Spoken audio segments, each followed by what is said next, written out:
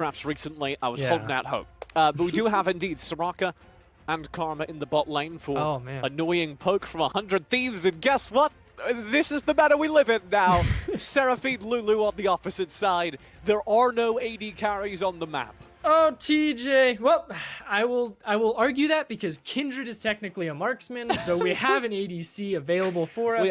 We have a mutual friend, William, who insists that you can play Kindred ADC, and he is wrong. He's very wrong. I'm not going to go too farther down that rabbit hole, TJ, because I'm more curious about how much priority all of these different lanes are going to be throwing at each other, because it plays into the narrative that we wanted for 100 Thieves in the early game, right? Like, it's like, okay, hard focus this top side, shut down Darshan. He's going to be a late game bully. He's going to be bruising. He's going to be most likely stacking up as a bruiser, going Divine Sunderer on this gangplank to be that utility damage for the rest of Cloud9. Or 100 Thieves, if they get the ball rolling early, it is going to be extremely hard to stop, because you have Karma Prio, you have Soraka Wish in your back pocket, and then Ryoma to just shut everyone else down.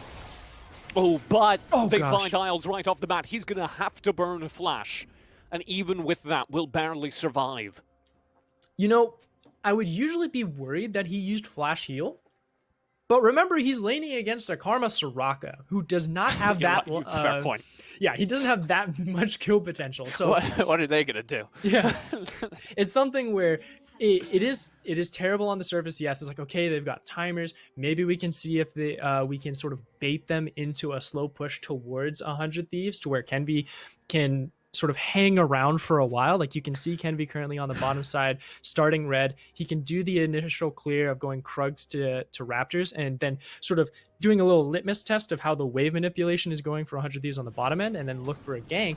But we're continuing the pressure here, TJ. Andy, Bendy, and Poom are just all up in Cloud9's face. I hate this. I've just had a realization.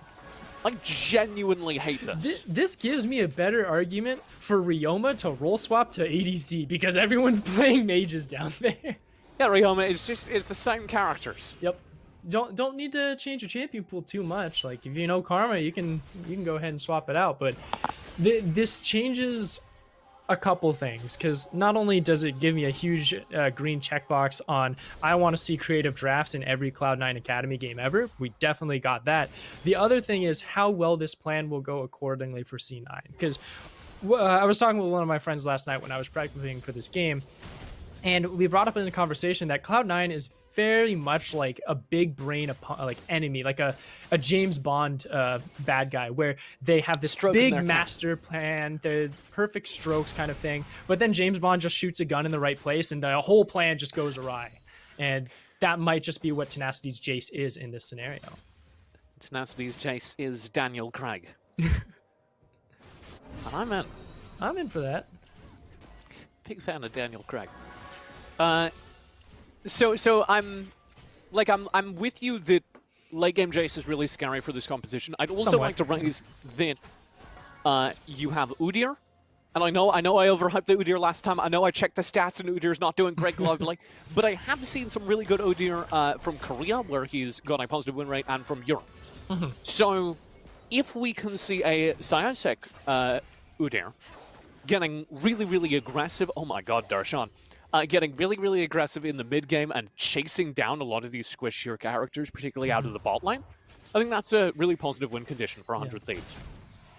A little Surenfire, seeing if he can get some attention here for Darshan.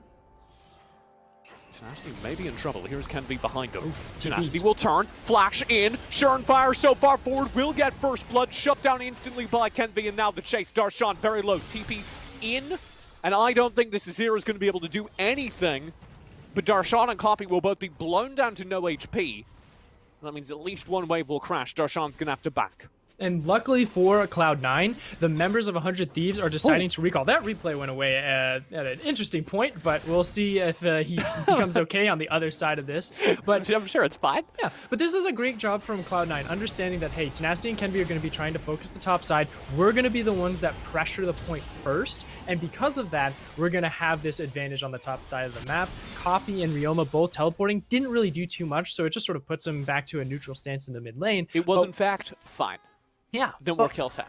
But the junglers got the kills. Kenvi and Schernfire were the ones that got it, so this helps ramp up that snowballing potential for both of those players. And it's either going to answer that question that you were wondering, will we get the EU Udyr that is going to be really aggressive and in people's faces with his bear slaps, or are we going to get Schernfire's ADC substitution? King with the emote game on point. That's one thing that NA has over every other region is the emote game. We're very much on the par with King that. is an OPL import, so... This is the adaptation of learning the NA strategies here. Right, we got to import players and then corrupt them. Yeah. And although I have seen some OPL games, and their emote game is pretty strong. So it is pretty strong. Rest in peace, OPL. We will miss you very much. They got a new league. There's hope. Andy, Bendy, and Poom, I think, are the big question mark for me over on this 100 Thieves side. You have that interesting role in the mid lane from Ryoma. You have Kenvi pressing this advantage, which is really good to see. How do you feel about Soraka carry? It's not going to be a carry. I'm going to have to hold it on pause here because Schernfire's... Ooh, Schernfire has to flash, but Kenvi, haven't you got a little deep? No, he says, walking into the polymorph. Tenacity's here to back him up, I guess. Kenvi into the bush will be fine. Back over to you, Coco. All right, well, we still know that there's no damage on the composition of either of 100 Thieves or Cloud9, so we'll see how that goes with the mythic items, but okay, Kenvi, you're playing a dangerous game here. Kenvi with the smite, back on in. Will land the stun, there's the kill. This is the Kenvi I've been missing. And playing with fire for 100 Thieves. And with it, going 2-0 on this Udyr, Kenvi starting to make a great name for himself, piloting this champion. And so far, all these eyes diverted to the top side, even Isles being brought up to use the heal to help force Schernfire back out under the safety of his turret, extending the fight longer, thinking that they had the damage, but we just told them, DJ, that they do not have damage yet. You have a Gangplank and a Kindred with no items. You cannot I don't know why they're not listening to you, Cole. It's a catch to curse. C9, as you say, don't really have a winning team fight up there, or really down here for a moment, because King's out of mana. But I'll go back to your point of what you were discussing with Andy Bendy, because both of these bottom lanes are going to be going the double Moonstone matchup. Like, I could argue Imperial Mandate with Isles, but it's something where with the 11.2 changeup, it's not going to be as effective as what Moonstone plus Staff of Flowing Water is going to be able to do, because you're here to optimize the top side of the map of Schernfire, Darshan for Cloud9, and Tenacity and Kenvi for Udyr. So it's just a matter of when those mythic item power spikes come online for those teams, and then if they have the tempo to then push it into a neutral objective advantage.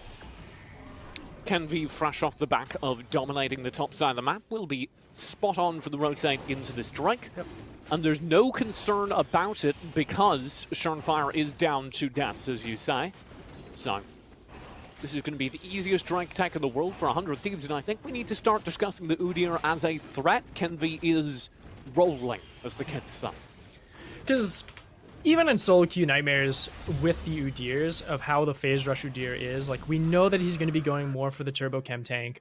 He's going to be trying to stick on top of people as much as he possibly can with that style. And you brought it up just earlier today that if Udyr does get ahead, if he finds that farming advantage and that economy lead, he will be impossible to get away from, and he will always have sustain with the additional ability haste from his kit to continue to rotate those transformations and rotate those stances.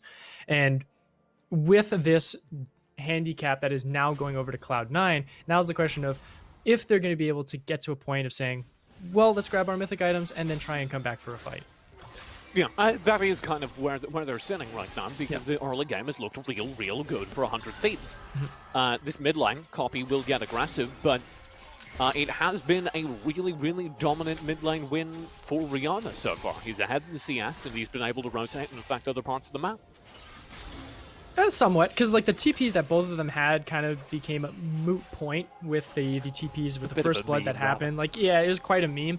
And the CS advantage isn't daunting yet. It's Ryoma with the ranged Azir bullying out Copy's Yone, and it's more of a question of if Copy, who has been holding his own, and you just saw that trade just a few moments ago where he is able to push Ryoma fairly far away, is he going to be able to actually communicate with Surenfire and say, hey, do you want to go for an objective? Hey, do you want to try and look for a possible kill later down the line and get some advantage back into our side of the court? And if you get that green check mark from Surenfire, then he has the capability to push out Ryoma and then look for advantages. However, the resets are not in their favor this game. Yeah, this is Kenvy's continued jungle dominance. As I said, this was the Kenvy that I was missing ever since Kenvy left Amateur. Just complete understanding of where his opponents are on the map and bullying. I do want to circle around that Copy midline point a little bit more, because Copy is kind of the front line. Like, his CC is going to be the front line for Cloud9. They do not have anyone else. Yep. So we need him to at least be relevant in this mid-lane game if you're a Cloud9 fan. Yeah. So let's do a little theorizing for that, right? Because you look for those team fights, you look for those flanking situations and how these two teams operate when it gets to that point. It's definitely in that point of Copy can be a frontliner and he just hits that ult, but I'm going to have to pause here because Surenfire is caught out, or more Tenacity. Tenacity has gone into a 1v2, counting on Kenvy to bail him out. Kenvy was a little late to the party. Ooh. But they'll get the cannon barrage out, and I guess that's a win. We got more tools on the side of 100 Thieves with the global presence from Andy Bendy's Wish, keeping sure that Tenacity was healthy enough to get out unscathed and without a gray screen. And then from there, of course, Kenvy's oppressive Udyr, who has already got that turbo chem tank, scaring away the rest of the members of Cloud9, who have yet to cash in on any mythic items just yet. So slow and steady does win the race. That's been the story so far for today in Academy. However, it's still at this stage where no one's won out just yet. It's just neutral objectives going over because of Kenvy's early oppression. I've been looking at that art. I think the turbo chem tank is just a vape. No, it's pretty much purple ergot. Yeah, but it's the mask, right? Yeah. They didn't know who Turbo was until they put on the mask.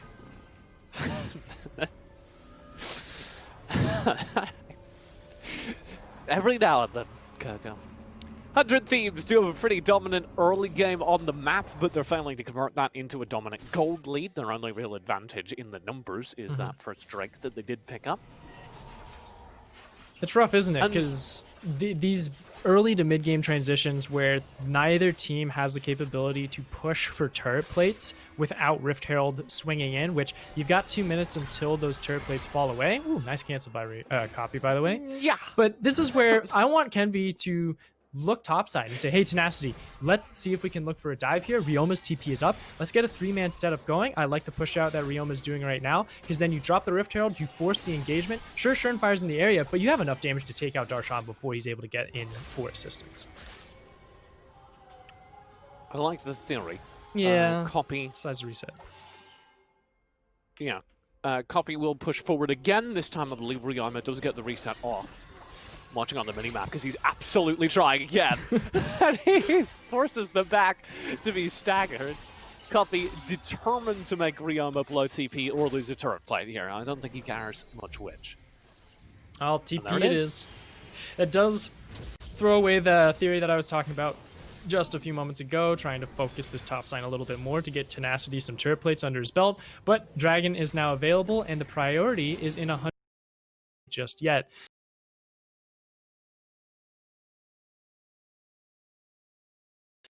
In a slight economy advantage, though small, it's still a win because they're able to cash into mythic items just a hair faster.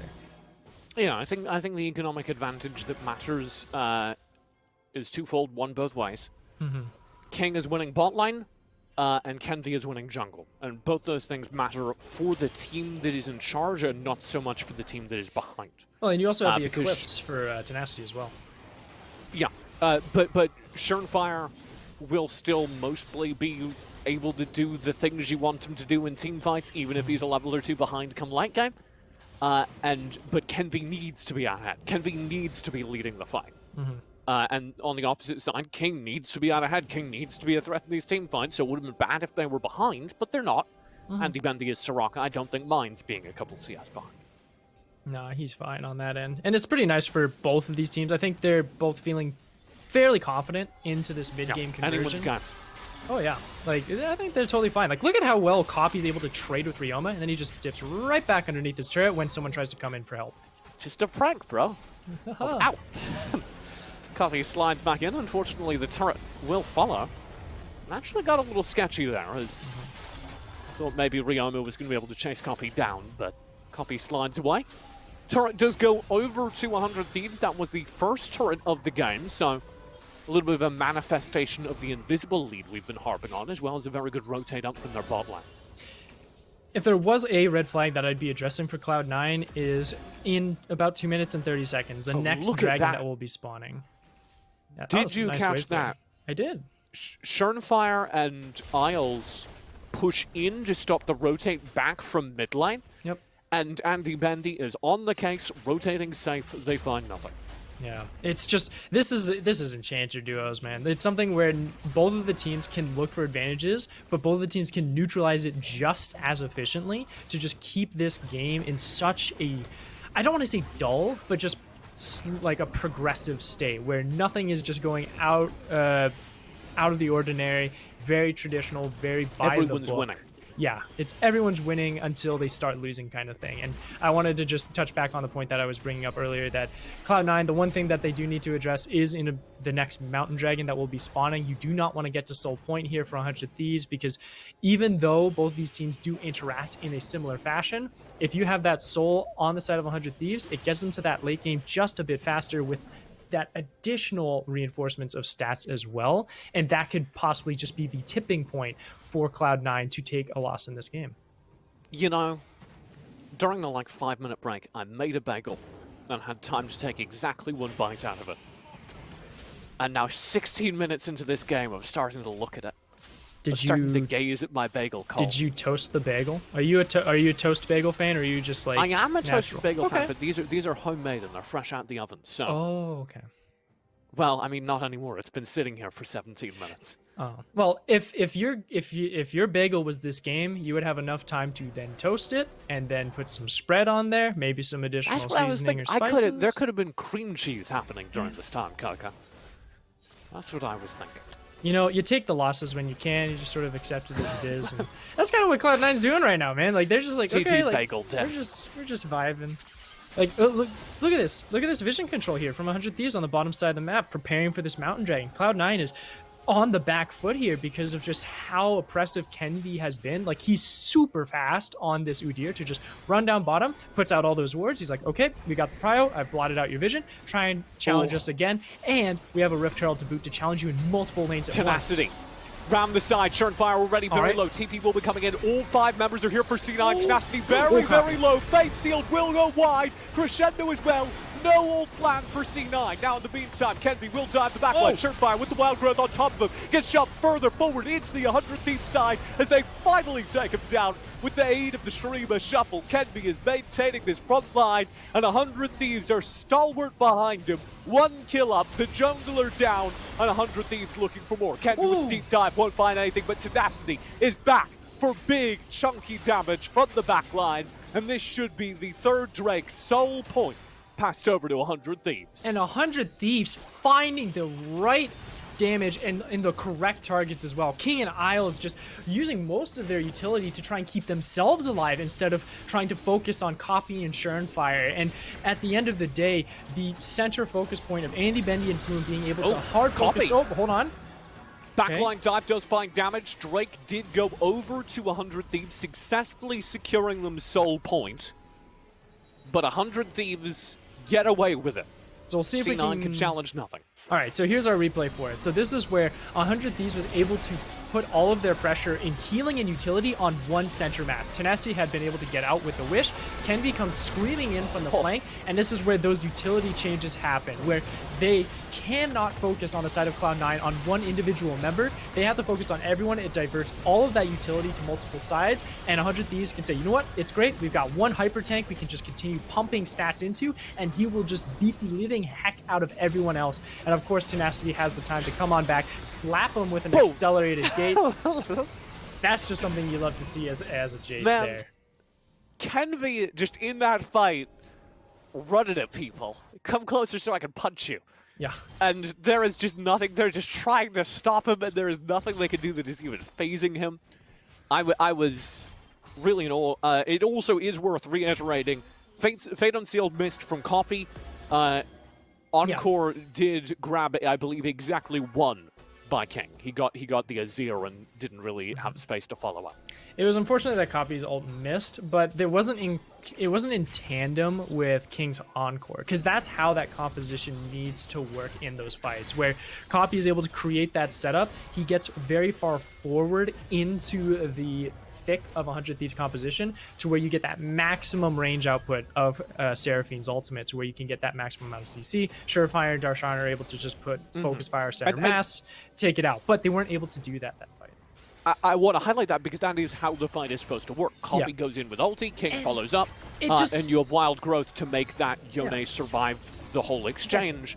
And of all that, the only ult that landed was Wild Growth. And it just reiterates to what we were talking about before the game, that Cloud9 plays a game that it has to go by the book, by the strategy that they wrote it to the letter almost, where if one thing is off, everything else gets thrown to the wayside. And that is a perfect example of what Cloud9 has going for them. Great success, but when one thing misses, it's all gone. We'll see a dive in from Surenfire. They're trying to take out Kenvi here, but Kenvi turns back around, threatens to punch him if they mess with his Raptors. Let's engage.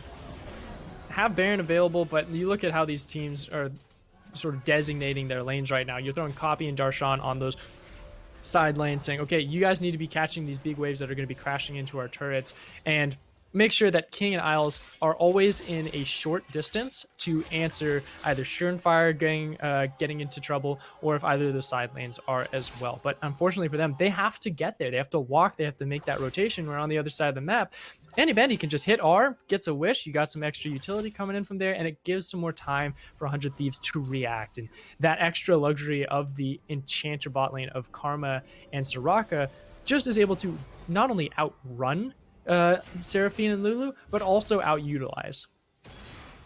Yeah, and again, we talked about it, but C9 have exactly one combo that gets them a team fight win, and they need to land that.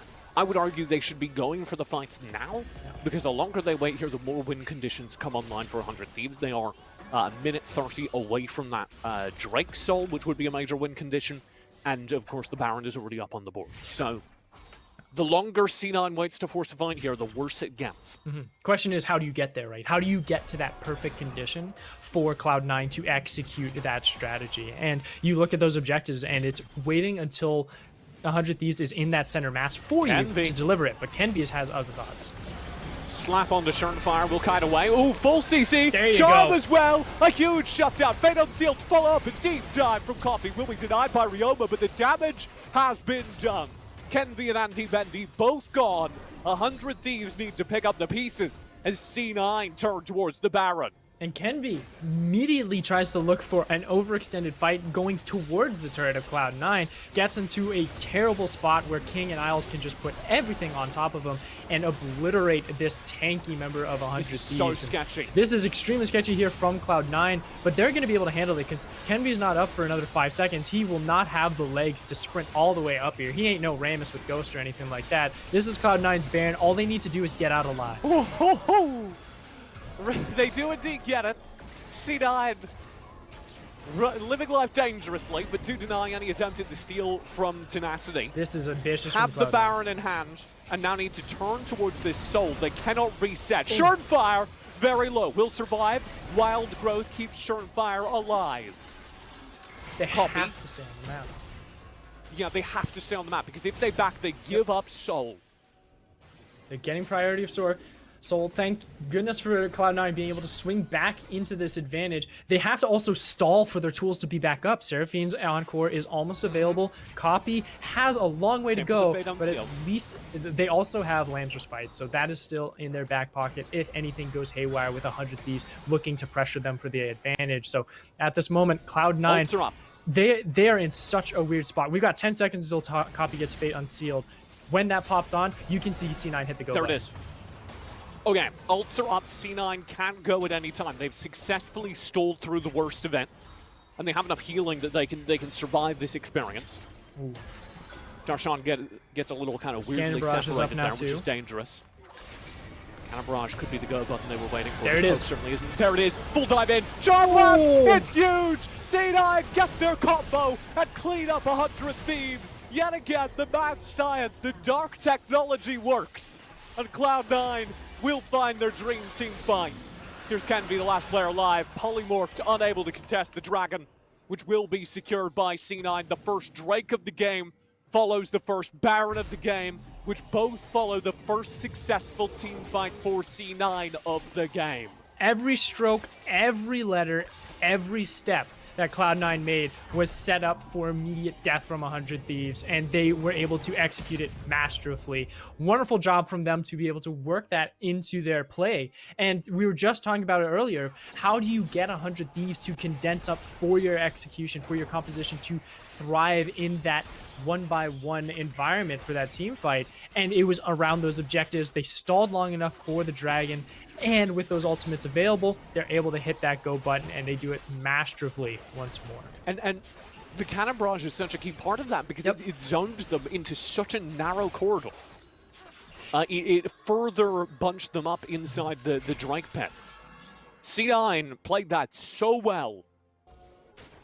Let's see it again. Is waiting for Darshan. Darshan immediately, you can hear him communicating. I've got Barrage. He hits the go button, and there just jumps onto a 4-man Fate Unsealed from Copy with the compliment from King's Encore. Nothing you can do about that. There's no way that you're going to be able to fight back if you're 100 Thieves. And the only man left screaming was Kenby, who deep dive. Yeah, was tanking.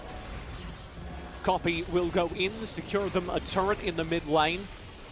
C9 rolling in it now. 4K up. They've got massive power spikes as well, with 2 items on every single member here. And just think of how much damage this Gangplank is now going to be able to dish out with not only with the Triforce, but with the Ravenous Hydra as well. Splash damage on every single cannon barrage and those barrels on top of it to boot. It is going to be hurting if you're ever put into a tight space with 100 Thieves. I cannot believe that C9 drafted a teamfight that relies on a single combo and then proceeded to execute it flawlessly twice. You know what I'm amazed by? Copy has been in the thick of the fight every single time, and he still has no kills. Oh, I thought that was going to be different. I thought you were going to be talking on Copy, but yeah, you're just right. A little bit of a fun point on that, because he's one of the crucial You're playing points. on a team with Seraphine. I mean, you know. Yeah, like he's got execute. He is one of the crucial points. Like, Cannon Barrage is the key factor for everyone to get sort of into that congested state, but it's Fate Unsealed that is the next step. It's step 2 where he can get in and get that damage to dish out. And the fact that Copy has been sitting on this 0-0 and 6, Yone, is a little tragic for himself, because we were just talking before about how he needs to be more active, more aggressive, and he's showing that in this game on the Yone pickup. Now, just having nothing to sort of show for it once the game closes, I want to see if he can grab himself a pentakill at the end of it, but it's all a matter of if it's in the Cloud9 strategy book. Yeah, I think we do need to praise Copy, because this composition, as we said, revolves around him being the front line. So again, we're seeing that continued evolution as he misses an ultimate, and maybe we should stop highlighting. Last wish, Copy very nearly makes it work despite that. Burns the ulti from Soraka, burns the flash from Soraka. Nothing more will happen. Another thing too, he did go Infinity Edge second, so this is maximum output, huge amount of damage coming in from just those 2 items themselves, and that's what you're able to see in just that little scrap of him versus the world in the middle lane. And going forward, they have to reset here just because of the tools that are missing. Don't have Fate Sealed online, and you also need to address the sideways as well. Was warded. Kenby just going to the front lines of the TP, but the flag behind. Kenby low, will drop into stasis. Here comes the flag, instantly eaten up by the Encore. Ryoma can't find the instant damage, but it doesn't matter because the fight is so low. That will be the Shurima Shuffle, just to deny the team fight access. Bunch C9 into a very tight gathering of low HP players, none of which 100 Thieves can kill. None! Copy slips away, Isles slips away, King slips away. None of them have any HP. Finally, King goes down. Close call there by Cloud9, and they get out with just a hair to spare. And now with Baron available, Dragon is going to be spawning in 30 seconds. This is where King, he's not even going to be able to be up for these objectives. And that is a huge detriment for Cloud9. They're going to have to forfeit the Soul, and they might even have to forfeit the Baron if King isn't able to scramble back and regroup with the rest of Cloud9. Yeah, still a huge team fight. Very well spotted by Kenvi. Yep. King recalls on a ward, and Kenvi sees the opportunity. You can see C9 just fishing for something, seeing if they can maybe find a kill that would even things up here. And that's what we wanted out of Kenvi, right? We wanted him to continue being aggressive and find those weak points, because he needs to find a way to wedge into this composition that is just solely built to make sure that he cannot get there. Rush Baron. This is just to solidify the Baron, but we already see Tenacity has gotten the Soul. They're doing it. This is ambitious. Say, okay, you're split. We know at least one member isn't on this fight. Let's just force the Baron, see what happens. Yep. And they don't keep it going. But 4 members of 100 Thieves can stall while Tenacity wants to push the mid lane. They can challenge us, but 100 Thieves... Fade unsealed. We'll grab one. Encore. All on Kenvi, but Kenvi is gone, and he's the front line, so that is a very important pickup. There's no jungler now. There's no front line now. What can the rest of 100 Thieves do about this? 4v5. They're hanging around. King will press in. 100 Thieves stay in the area, zoning in, shipping away, stopping this Baron take from happening. They will finally, it seems, give up. C9 will get this Baron. 100 Thieves do have the Soul. And a great catch there from Copy, seeing not only Kenvi, but also Andy Bendy. There was the stopwatch that came in from Andy to deny that 2-man Fate Unseal and only make it a 1-man loss there for 100 Thieves. So they could at least test a challenge against Baron. However, with that front line that wasn't there, they were not able to really push themselves into the chaos that was that Baron pit, and they just inevitably had to force themselves away. You take the loss as it is, you now do have that Dragon Soul online, and you're looking at yourself saying, okay, when's the 3-item power spike coming up? Because this right now is getting real hectic for Cloud9. I cannot believe this was that close. This was the kill that happens in the bot lane. Yeah. Oh my god. Can be limit testing a little bit there. He was fine. He had Turtle Stance available if he needed to. That shield from Turtle Stance is pretty darn strong, especially with the new changes that had come in from Udyr, but it always looks crazy with how powerful Seraphine can be, especially with now what has 4 items of double Ardent Sensor and also the Hextech Purifier, which will be shredding so much healing. I look across the board, all you have is Oblivion Orb on Ryoma. We need to start seeing some heal cut come in from the side of 100 Thieves, because they might just start getting out sustained. Yeah, 100%. It is kind of astonishing that is the only heal count available. Cloud9. Well, no, they do have Tenacity with the Hextech Chem Sword. They do have that. Good catch. Cloud9 do have this Baron. I do want to emphasize, though, without the Soul, this is a limited window where they are in control of this game. 100 Thieves ought to bounce back afterwards. We'll see what happens. We got the Prio. They just got to make sure that Copy and King are together, because that's the wombo combo they need. Darshan can throw out his Cannon Barrage from across the map. He can always pressure those side lanes if he needs to.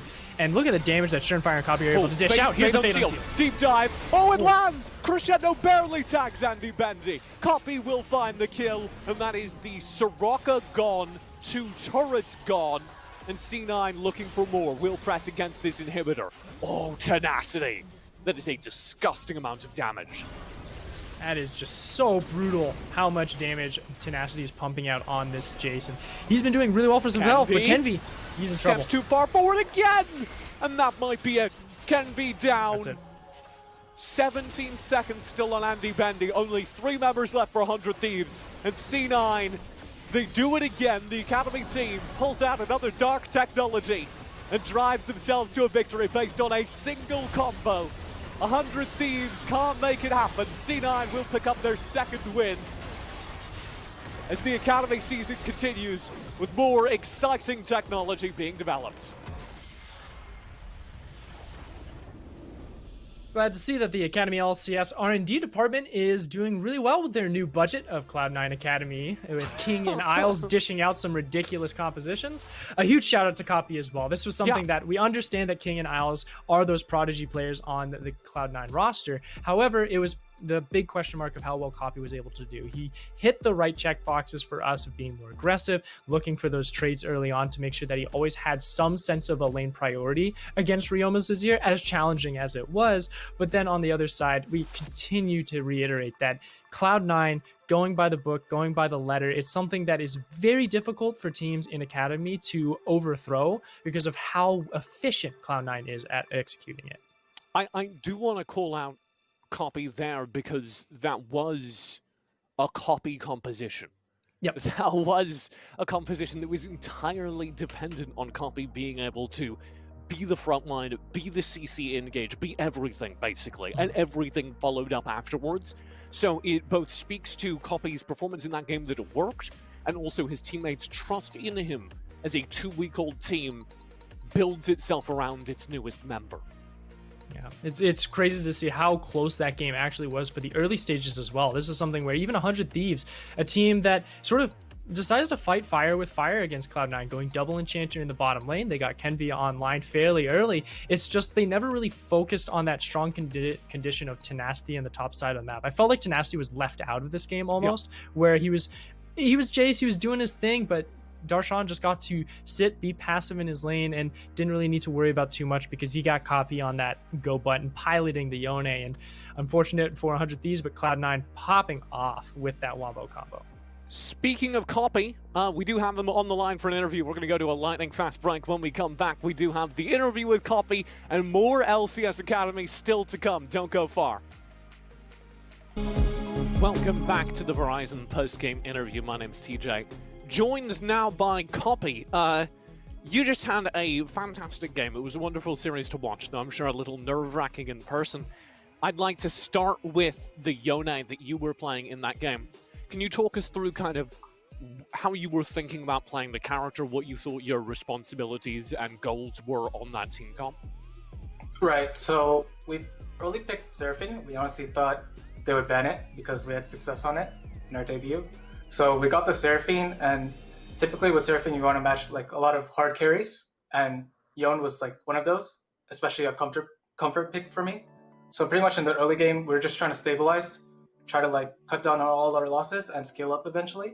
So my job in particular was to just farm up to 2 items and then just assassinate their backline, Soraka, which was an easy target for me, and it worked out well. Yeah, and it was splendidly executed. You sort of piloting the spearhead of all the engagements, and for me, it sort of kind of reflects on how your journey is coming now into Cloud9 Academy, being what was former 100 Thieves Next. How has that transition been for you this year, and what are some of the biggest differences that you've seen coming into an organization that's renowned to develop amateur talent? Right, so the transition, it's taking some time for me personally. Like, I think going from amateur to academy, especially on C9, it taught me, like, obviously I have the mechanics, like I'm from solo queue, but I think I'm working on mostly my communication right now, how to work well with Shern and Isles. We also have like veteran voices like Darshan to help me out. So it's mostly communication that I'm working on. And yeah, we're just getting better as a team day by day. I think we were really impressed by your guys' recovery from the early game that match. It felt like Cloud9 were absolutely on the brink. How do you keep yourselves in a game like that? And did you feel like it was quite as far gone as we thought it was? Yeah, this game took out like everything from us. Like, we were so tired. I'm like super exhausted right now. But we've been practicing these comps. Right now, like, it seems like the meta is just going for like these really OP picks, especially with Moonstone, like Seraphine, Lulu, Karma, all these enchanters that can go Moonstone, Staff of Flowing Water. Seems to be really good in the meta right now. So we've been practicing it a lot. It does get scary in the early game. Like, we had to fight Soul around like 20 minutes, so it's like pretty nerve-wracking, but we all pulled through. So I'm happy that we won. I'll let you go since you are exhausted, but before we do, you did just get to play against your old team, at least the core of it. What's it like to be able to beat Kenvia? Does that feel good? It does feel good, yeah. He's been putting a lot of pressure with the Udyr, which honestly caught us off guard, but it's always fun to play against him and Tenacity and Poom. It was good. All right. Good to hear. Wish you the best of luck in this upcoming season. Thank you for joining us. Thanks for having me. That will be the end of our third series. I'm keeping track. It's a little hard because we changed things round. Coco. We do still have Immortals versus EG, and then after that, we have the first game on the docket for the day. It was cancelled and then rescheduled due to tech issues. We'll be closing out the day with FlyQuest Academy versus CLG. You won't want to miss either of those games, so stay tuned. We'll be right back after this.